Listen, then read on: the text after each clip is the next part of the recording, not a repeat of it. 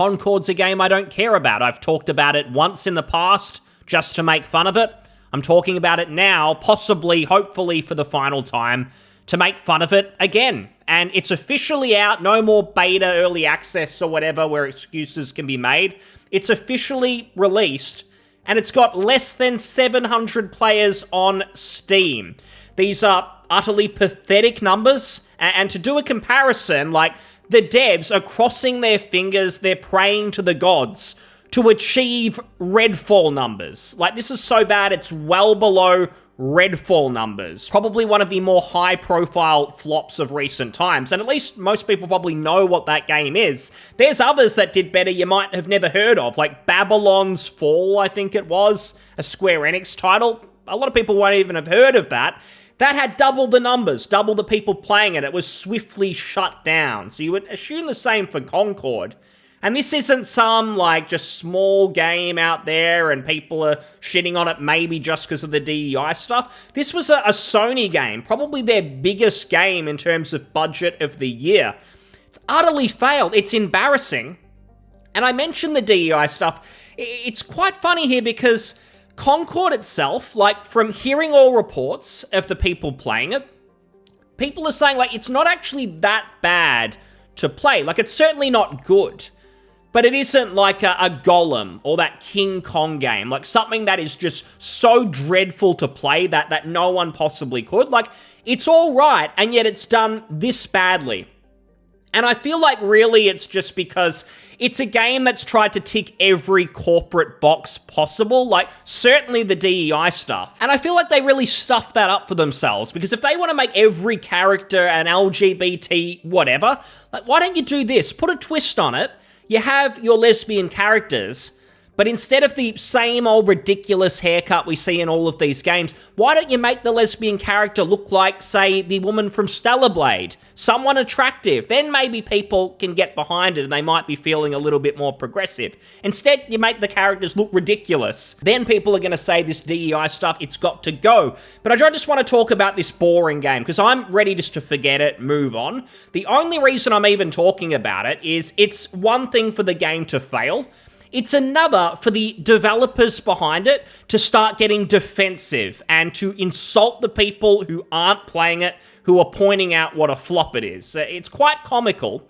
So we get this person who developed for the game, Free Gunner, and this person posts a tweet. They're excited. It's Concord release day. So insanely proud of the team and what they and we have accomplished. A labor of love like nothing else. Been playing it so much since early access started a few days ago, and I'm so excited for it to be available to everyone. Now, that's fine. We, the general public, might not agree. Nothing wrong with this person just saying, I worked on the game for 8 years. It was in development for a long time. I'm proud, even though I'm kind of coping and just telling myself that's fine, he can say that. And I'm not expecting him to throw all his co-workers under the bus with some honesty. That wouldn't be realistic. He continues on and says, I'm so honored to have had this be my first AAA game. It was a huge learning experience, lots of struggles, but I'm glad to have gone through them. Yes, hopefully some lessons learned. Please don't take any of this into your next job. I'm not sure if this person still works there, but take this as an example of what not to do. Don't ruin the rest of the industry.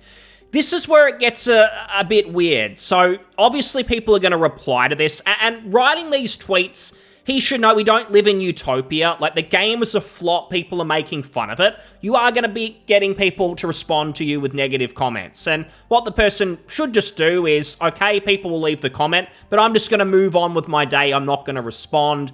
That's fine. They don't do that. They have to respond to everyone, seemingly. The person's first strategy is any negative comment, they start replying and say, pay me $8 to unhide your tweet. Basically, this is just telling everyone, if you leave a negative comment, it's going to upset me so much that I'm going to hide it, and I'm going to leave a stupid comment that I think is witty in response, just to show you how far you've gotten under my skin. So a really great strategy from them. And then someone leaves maybe the only positive comment and says, that's cool, dude. Hope it's fun. I'm kind of debating if I want to buy. Don't lie, you're not going to buy it. Like, you wanted to say something nice, but even you can't bring yourself to say, I'm going to buy it. You're not going to waste your money.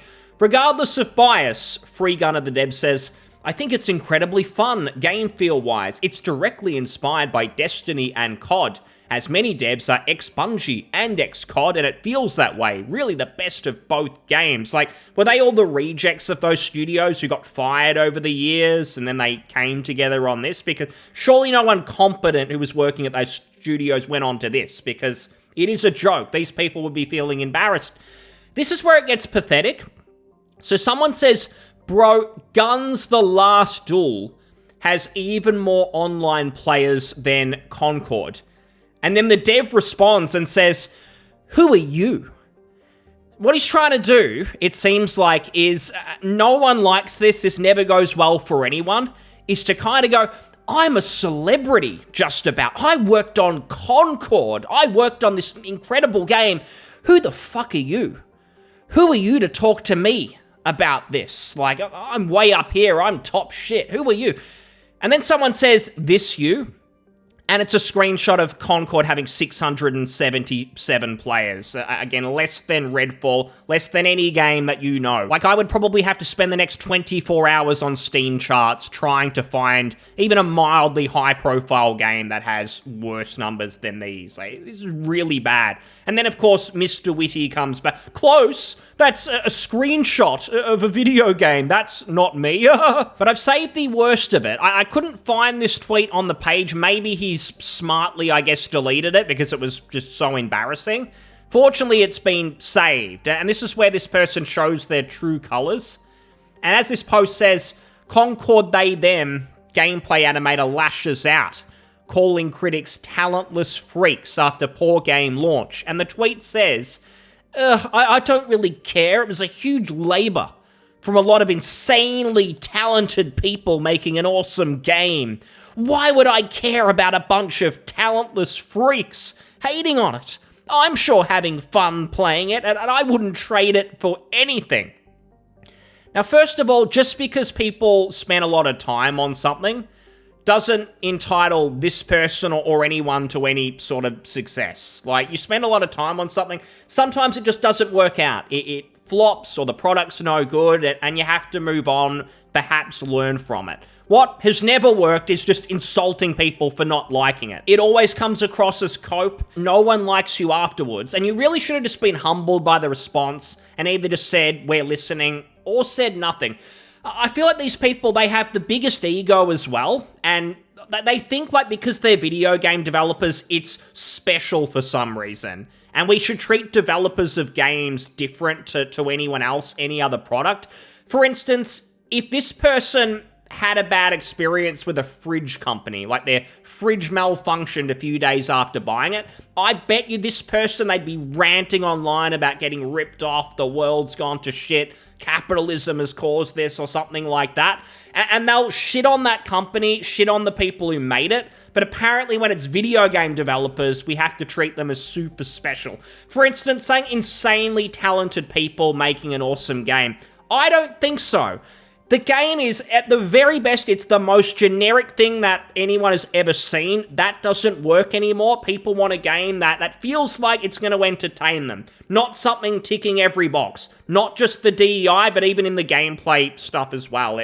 It seems like Sony approved a game that they thought, oh, it's a live service game in a genre that was popular 6 years ago. It's guaranteed to print money. That doesn't work anymore. And when you're just doing the most bog average, mediocre thing, you're not insanely talented. Maybe there are some people who just got caught up in a bad situation over there and they are good at their job, but I mean, I would be saying most developers who are good, if they see Concord on anyone's resume, they should get them out of here, escort them out of the building. We don't want them working on our game. And I'm really just sick of seeing the word talent applied to everything. Like these video game journalists, they interchange the word developer and talent. Like, oh, this talent who made this game or that game. The word loses all meaning. Like, when I see talent in other contexts, I assume it's someone who's good at what they do. Like, they're extra good. They're really good at what they do. And yet you people just say that any developer, any employee who works on a game, they're incredible. They're so special, except the managers. They're really, really always bad at their job. But the boots on the ground people who make the game, they're so talented. It's not true, which is why we get these flops.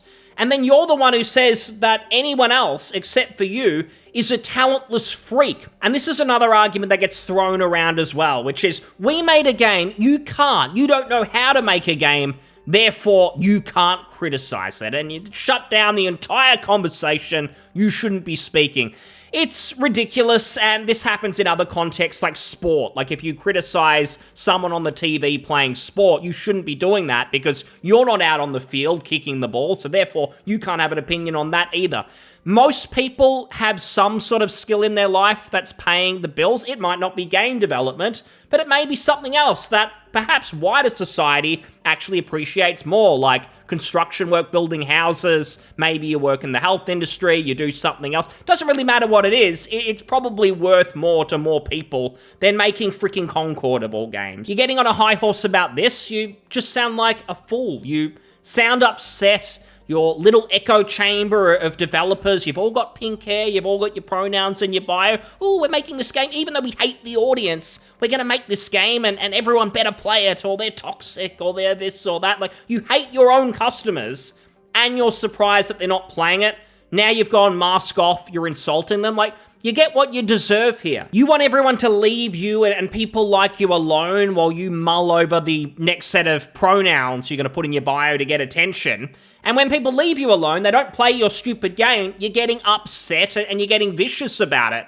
And I really believe that because you wouldn't be getting this angry calling people freaks if you weren't upset that people weren't playing it. Like if Concord was a success and a few people attacked you about the DEI stuff, I bet it wouldn't have affected you this badly. But you know that this game was a total failure. And it doesn't mean that people should insult every developer who makes a game that doesn't do that well, but someone like yourself, you're kind of asking for it with this approach. And we've seen past stories of the Concord development team. There's a lot of people there who come across as being out of their mind. This isn't like just a nice studio that happens to have created a miss. It sounds like a rotten culture. And this probably needed to happen so that people could move on. And maybe the few people there who are normal can get on to doing something that's better. They need to get out of there. I feel better for them. But just lastly, it's hilarious how as a last-ditch effort, like this game's already failed, nothing is going to save it at this point. They actually just dropped all principles. Like this is a studio where all the managers seem to be they, them, whatever. But they actually went on their Steam and they removed the user tags for LGBTQ and political. So it says a lot that when it really comes down to it, like they need money, they're struggling, they went up, fuck all of our principles and all that LGBT stuff. Get rid of that so we can maybe get some money. Seems like a sad effort. It's not going to make a difference. No one's playing, and I plan to never talk about this again.